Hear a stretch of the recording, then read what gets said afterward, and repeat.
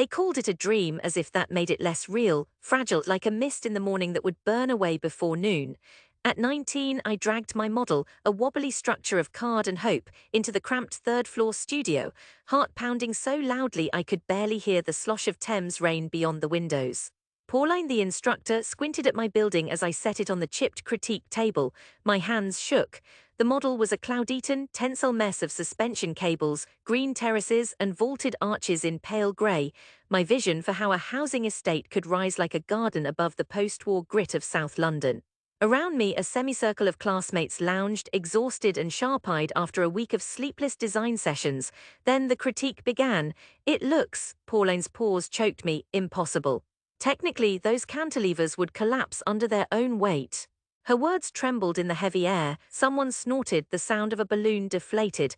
Did you research actual building codes or did you just dream this up? Sneered Julian, his hair slicked back, lips twisted in a smile that was all teeth. A chorus of low chuckles floated up. My cheeks burned. I swallowed air that tasted of plaster and nerves.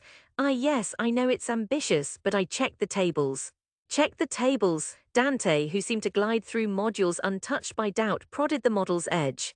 Your section detail is a joke, mate. A few others joined in from the edges. Maybe try something simple next time, eh? Someone muttered. They weren't even trying to hide their grins. Let's be constructive, Pauline said, but the smirk in her voice didn't match the words. Only Sarah, quietly scribbling in her sketchbook, looked at me with honest confusion, not cruelty. Afterward, I gathered my model's fragments, eyes burning. In the corridor, I leaned against the cold stone. My knuckles whitened against the cheap foam, but I kept my tears inside. This was architectural school, not primary.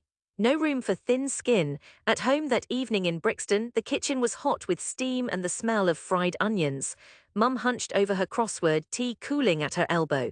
I set the battered model down in the hallway hoping she wouldn't notice. She did. You lugged that thing around just to get your heart broken. What is it this time? Another impractical idea. There was a sneer to match Pauline's, an armor forged over years of cash-strapped realism. Dad, hunched over the telly, barely looked up. My older brother Thomas was back from his trainee electrician shift. He took one glance and laughed, short and dismissive. Looks like a spaceship. Why not build a council block that doesn't look daft? I stayed silent and watched the rain crawl down the glass. They didn't ask why it needed gardens, why it wanted light. Over the next months, fear became my steady companion, a tinny echo in my chest. I started hiding those sketches, scribbling at 3 in the morning, designing in thrill and secrecy. Any mention of new ideas at college was met with quick reminders. Get it through planning before you save the world, from Pauline. You'll never build anything if you don't cut the nonsense, from my father. By the time I graduated, barely, I was determined but weary. My portfolio was a patchwork of compromise. At the job boards, no one wanted anything but CAD monkey work, massing up budget flats, shoehorning light wells into boxes. I worked in small studios, making tweaks on supermarkets, terrified every time someone even hinted at experimentation. But the dream never left, not even when my first submission for an RIBA competition was rejected. I taped the rejection letter to my monitor. I became obsessed with structure, nights spent with engineering texts, days on crumbling council sites sketching retrofitted play courts and green walkways. I watched from the outside as colleagues resigned themselves to discount housing and office park mediocrity. London was changing, glass and steel pushing humanity out. I didn't want to be part of that. I wanted to bring people back up, literally, gardens floating in air, sunlight where the world said too cramped. I kept building. 4 years slogged by. Eventually, after a mindless year drawing commercial kitchens, I spotted a competition. The Southwark Green Housing Initiative. They wanted ambitious public housing on the site of a dead car park. My heart pounded like it did back in studio. There was hardly any prize, a small stipend, and maybe a foot in the door. For weeks I didn't sleep. I remembered every sharp-tongued word over that first model, and in defiance I resurrected it from memory, reshaped, rebuilt, this time with foundations rooted in research and hope, cantilevers anchored with reality. I teamed with an engineer I met on a rainy site survey, a young woman named Aya who got excited whenever impossible was whispered. We refined the design until my hands cramped, floating gardens laced with tensile mesh. Rainwater harvesting, terraces shaped to catch sun, carefully calculated for real wind loads, a roof deck facing south to catch the city's hazy sunrise, at the deadline we submitted. A month later, an email landed like a thunderbolt, shortlisted. I told no one. There was still time for it to fall apart. But then came meetings around sticky tables, sharp-eyed council reps poking at our models, budgets slashed and reshuffled, but the vision survived. Aya and I spun arguments about air quality, play space, mental health statistics, fighting for every inch of green. After a long summer, a late-night call with coffee gone cold, the bid was ours. Construction was a battle, contractors hated the terraces. No one does this, what's the point? They grumbled, but we pushed, sweated, wrangled.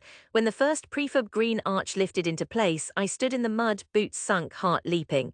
For once I didn't feel fear, just afraid, wild joy. The grand opening was set for late May. Southwark sent invitations everywhere, keen to show off their forward-thinking regeneration. They wanted to thank the local talent. I barely slept in the week before. And then came the day of return. The estate, now christened Willow Rise, cupped the sky above Walworth Road. Steel mesh walkways, lush with planters, arced between apartments faced in warm brick and glass, welcoming in the southern light.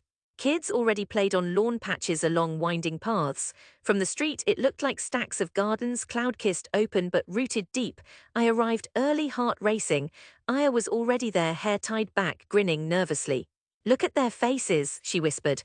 Already, councillors and local dignitaries hovered, hesitant, marvelling at the riot of green, where once only grey concrete sprawled. Behind them, a knot of people I knew only too well. My family had come at last, persuaded by official-looking invites and the lure of seeing what you've actually done. Mum looked smaller in the crowd, clutching a raincoat. Thomas, thick arms folded, scanned the building as if searching for something wrong. Dad, stoic, kept his eyes low, as always, uncertain in this world of planners and politicians. I felt suddenly childish, desperate, the old shame rising, but this time tempered by defiance. The speeches were mercifully short. The mayor, a large woman with a strong handshake, called Aya and me up to the low platform. As we walked, my feet barely touched the ground. Cameras flashed. My voice shook as I described the journey, why this place needed sunlight, why children deserved a patch of sky. I told them about fear and beginnings, about being called impractical, about the long slog to center stage. People smiled politely except for my family, who studied the ground or my shoes. Then the council chair led the crowd on a tour. We moved as a caravan past the entry overhang where rainwater spouted through filtered pipes and into beds of rosemary. Up the gently rising walkway, the city spreading below, I heard Thomas murmur, "It's actually nice." We paused at a mezzanine overlooking the kids' play grove, timber, rope swings, big soft grass berms. One of the local mums, a Jamaican woman pushing a buggy, caught my eye. "This is yours," she said, a smile blooming. "We've never had a place so good for the children." My chest filled with a warm, dizzy pride. I glanced back and saw my mother watching, not with skepticism but with something rawer, more vulnerable than I'd known. Regret, pride, maybe both. On the rooftop where sun scorched away the morning's chill, the group spread out. People marveled at the planters, breathed in the scent of jasmine. Aya explained the tensioning rigging, how it softly shifted with the wind, dispersing stress. I caught Dad running his fingers over the smooth bench crafted from local ash. I heard him quiet to my mother, "Did you ever think?" She shook her head, the lines on her face softening. "No, I never did, but look at them." Word spread, reporters snapped photos, Maori families filtered up, wide-eyed, pinching leaves. Aya was peppered with questions about energy savings, my phone buzzed with invitations, congratulations, but it was my family hovering on the edge that I watched most. When the others drifted on, I approached. Thomas, awkward in his new work boots, looked at me with genuine wonder. Not bad for someone who builds spaceships, eh? The old mockery was gone, not apology, but something more valuable. Dad clasped my shoulder with his rough hand, gripping as if to anchor himself to the moment. "You've done something, son, really done it. I was wrong." His voice was flat but brittle, thick with unspent emotion. Mum dabbed her eye with a tissue. "All these years I told you you needed to be practical, said you'd get nowhere with dreams." But she looked at the winding terraces, the sunlit faces of children on the grass. Maybe dreams build better homes than we ever knew. I thought back to that little studio years ago and the laughter circling my table. I looked around, my building was not perfect. There would always be critics, improvements, new storms to weather. But for the first time I felt the weight of rejection lift, its shape left only as a memory, smaller each time someone new found hope here. That evening, as the tour ended and twilight traced silver along Willow Rise's paths, I walked my family down past the green arches. Dad took one long look back before stepping into shadow, pride battling disbelief. Mum, her hand in mine, whispered, "Let's get a cup of tea. You can tell me how you did all this real slow this time." The city hummed beyond, old and new, hostile and forgiving. I wasn't returning in triumph, just in truth.